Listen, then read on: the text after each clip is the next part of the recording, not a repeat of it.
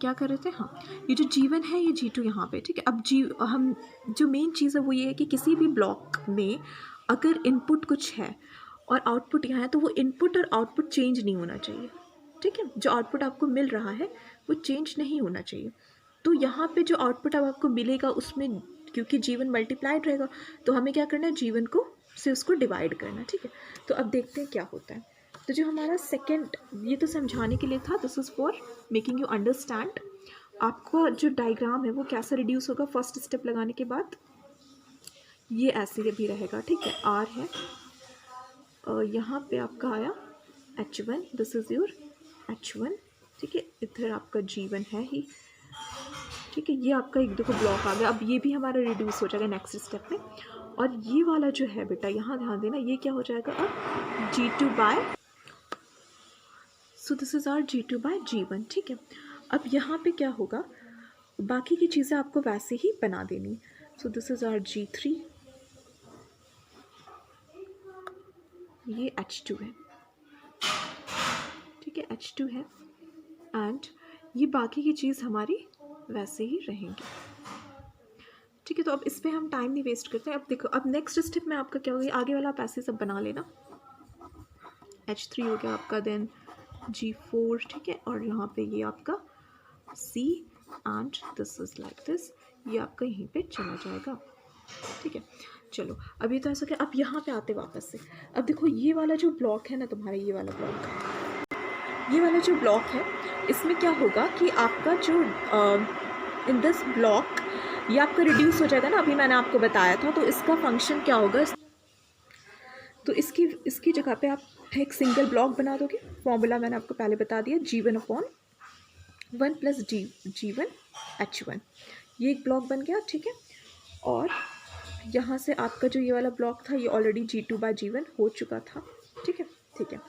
तो स्टेप 2 में आपने ये लिख दिया। मेरे ख्याल से स्टेप 2 आपको समझ में आ गया। अब नेक्स्ट आगे, अब नेक्स्ट वाला स्टेप मैं इसी में कर रही हूँ, ठीक है, क्योंकि फिर ज़्यादा करने में इट विल थोड़ा सा कॉम्प्लिकेटेड हो जाएगा। अब हमें फिर ऐसा कुछ मिल जाए, इसके लिए यहाँ पे देखते क्या कर सकते हैं। ये वाला जो था हमारा टेक ऑफ पॉइंट, ये एक्चुअली यहाँ पे है, ठीक है। अब जब ये यहाँ है तो हम क्या करें, देखो ज़्यादातर कोशिश ये करना कि टेक ऑफ पॉइंट और समिंग पॉइंट, इसको आगे पीछे करने में थोड़े कॉम्प्लिकेशंस हो जाते हैं, आपको समिंग पॉइंट ऐड करना पड़ता है एक और, है ना। तो हम कोशिश करते हैं कि हम ब्लॉक के आगे पीछे या तो समिंग पॉइंट शिफ्ट कर दें या तो फिर इस ब्लॉक, किसी भी ब्लॉक के आगे पीछे हम टेक ऑफ पॉइंट शिफ्ट कर दें, तो वो ज़्यादा इजी हो जाता है, ठीक है।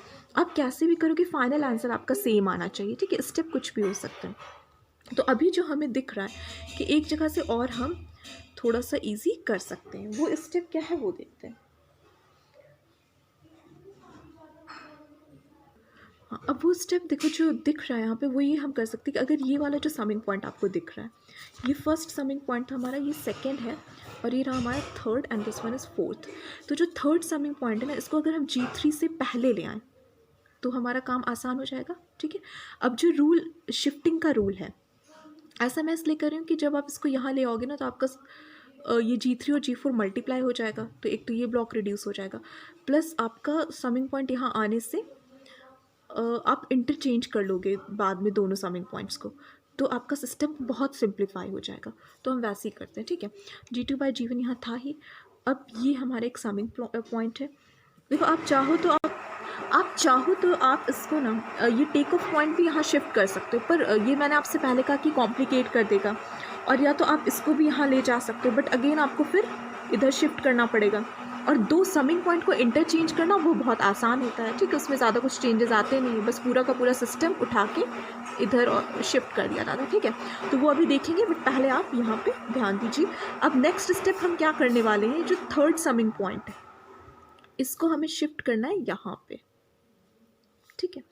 तो चलो शिफ्ट करते हैं इसको। मैं अब चेंज कहाँ आएगा ये ध्यान देने वाली बात है। इसको मैंने G3 के पहले शिफ्ट कर दिया, ठीक है, ये बाद में लगा हुआ था।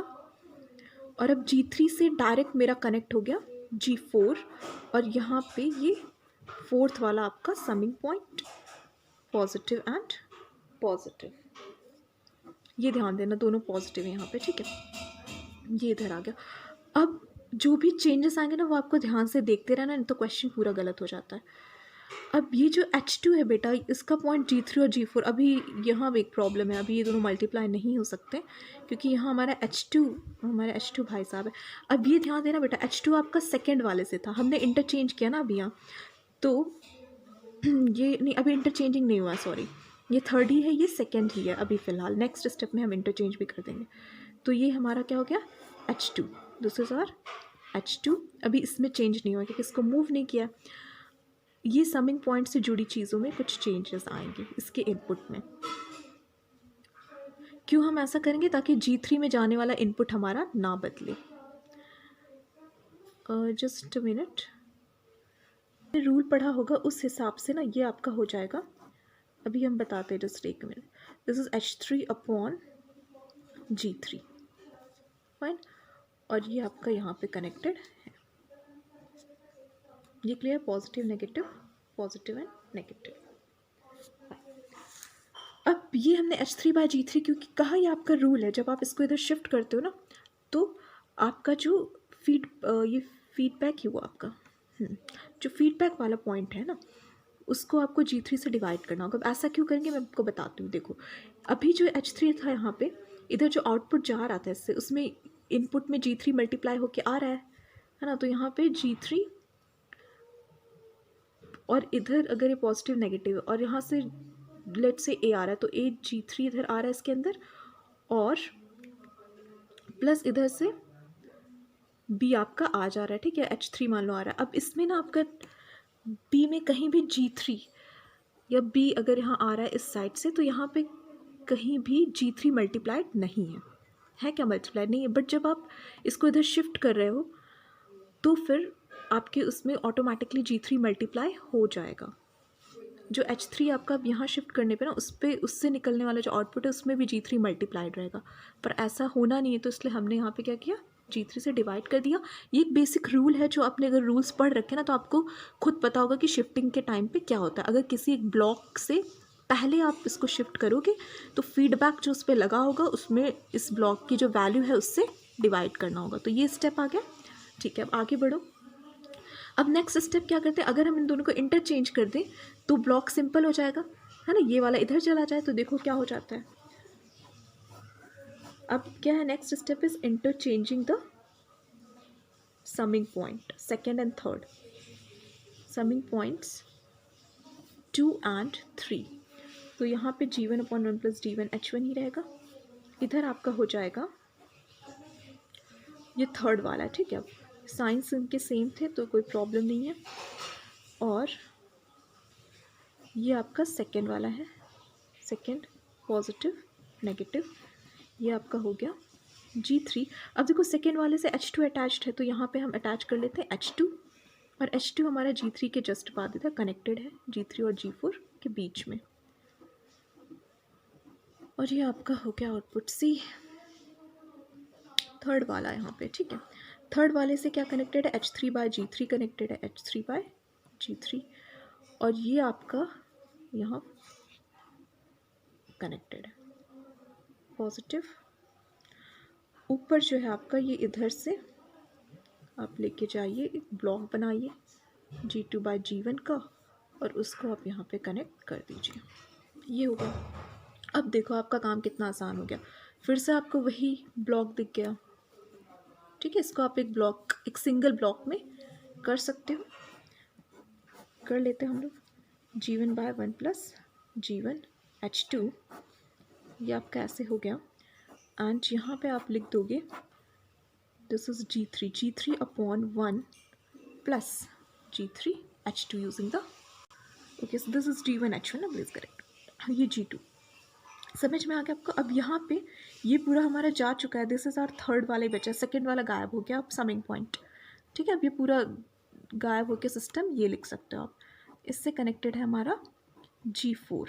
अब देखो G4 भी इसमें आराम से मल्टीप्लाई हो जाएगा, इसको आप यहीं पे लिख सकते थे, एग्ज़ाम में टाइम बचाना है तो G4 इसी पे डायरेक्ट मल्टीप्लाई कर देते, ठीक है। अब यहाँ पे हमारा H3/G3 है,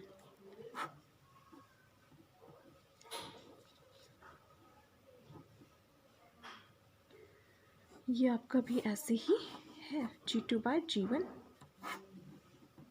ठीक है, अब इसको मल्टीप्लाई कर देते हैं, मल्टीप्लाई कर देते हैं, G4 यहाँ पे आ जाएगा। हम मैं इसको यहाँ से हटा दे रही हूँ, ठीक है, क्योंकि आपको समझ में आ गया होगा G4 इज़ हेयर, है ना, तो G3 G4 हो गया। ठीक है, G3 G4 यहाँ हो ही गया, और ये हम आपका इसको हम हटा दे रहे हैं। ठीक है, ये वाला ब्लॉक जो पहले था वो अब हट चुका है, क्योंकि वो इसमें डायरेक्ट मल्टीप्लाई हो जाएगा इस ब्लॉक में। अब नेक्स्ट स्टेप जो हमें करना है उसमें देखो क्या होगा, ये G3, हाँ अब हम देखो चाहें तो इस टेक ऑफ पॉइंट को इधर लेके आए हैं ना, और इसको उसी में कर दें, बट मैंने आपको पहले बताया कि टेक ऑफ पॉइंट और समिंग पॉइंट का इंटरचेंज हम थोड़ा सा अवॉइड करते हैं।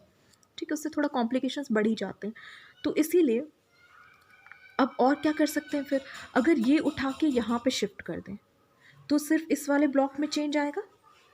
ठीक है, इस वाले ब्लॉक में चेंज आएगा। सिर्फ क्या करना होगा, अभी आपको बताया था, ऊपर आपने ऐसे किया था, एक ब्लॉक को जब पीछे शिफ्ट कर दे रहे हो, जैसे कि हमने इस वाले केस में किया था। ठीक है, उसके पीछे हमने यहाँ पे शिफ्ट कर दिया था, तो उससे क्या हो रहा था, आपको उस पूरे सिस्टम को उससे डिवाइड करना था जहाँ से हम शिफ्ट कर रहे हैं। ठीक है, ओके सो फाइन। देखो यहाँ पे क्या है कि आपका ये वाला ब्लॉक अब मैं उठा के इस वाले समिंग पॉइंट को इस ब्लॉक के पहले शिफ्ट कर रही हूँ, तो ये जो यहाँ से आ रहा है G2/G1 है ना, से जो यहाँ इनपुट आ रहा है उसमें इस वक्त इस पोजीशन पे तो ये चीज़ मल्टीप्लाइड नहीं है, पर जब मैं इसको यहाँ शिफ्ट कर दूँगी तो ये चीज़ मल्टीप्लाई हो जाएगी इसके आउटपुट में, है ना। तो मुझे क्या करना है, उसको कैंसिल आउट करना।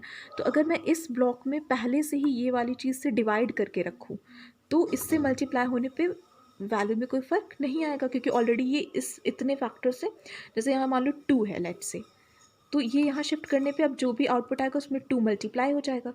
तो शिफ्टिंग से पहले ऐसा नहीं है, तो अगर ऑलरेडी मैं इसको, ये जो यहाँ से चीज़ आ रही है वैल्यू, इसको 2 से डिवाइड कर दूँ, तो जब वहाँ से बाहर निकलने पे 2 से मल्टीप्लाई होगा तो वैल्यू में कोई चेंज नहीं आएगा।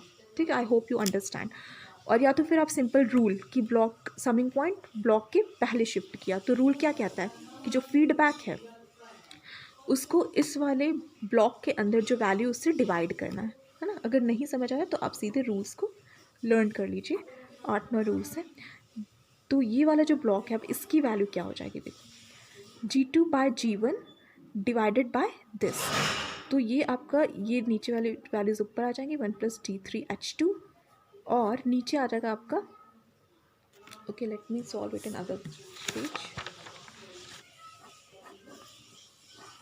ये वाला ब्लॉक वैसे ही, तो पहले हमारा रिड्यूस हो चुका है, अब ये यहाँ पे है, हम इसमें भी हमने चेंज किया नहीं है। इस वाले ब्लॉक में हमारा चेंज आ रहा है क्योंकि हम इसके समिंग पॉइंट को शिफ्ट कर रहे हैं, तो ये हो जाएगा G2 G3 नहीं G2 G3H2 + 1